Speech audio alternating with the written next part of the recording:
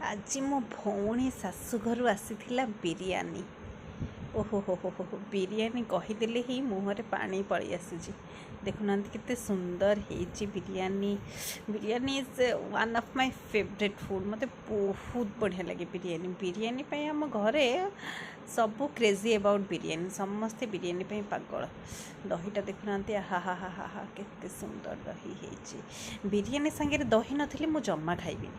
ବିରିୟାନୀ ସାଙ୍ଗକୁ ମୋତେ ଦହିଟା ଯେମିତି ହେଲେ ଦରକାର, ନହେଲେ ବିରିୟାନୀଟା ତଣ୍ଟିରେ ଗଳିବ ନାହିଁ। ଦହିଟାକୁ ବିରିୟାନୀରେ ପକେଇ ଗୋଳେଇ ଆଳୁଟାକୁ ଚକଟି ଦେଇ, ଆଳୁ ଦେଖନ୍ତୁ, ଆଳୁକୁ ବିରିୟାନୀରେ ଚକଟି ଦେବେ ଆଉ ଦହିଟାକୁ ଟିକେ ବିରିୟାନୀରେ ପକେଇକି ଆଳୁ ଚକଟିକି ଖାଇବେ, ତାହେଲେ ଯାଇକି ବିରିୟାନୀର ଯେଉଁ ମଜା, ଆହା ହା ହା, ନହେଲେ ଆପଣ ମଜା ପାଇପାରିବେନି। ଯଦି ଏମିତି ମୋ ଭଳିଆ କରିକି ନ ଖାଇବେ, ମଜା ଆପଣ ବିଲକୁଲ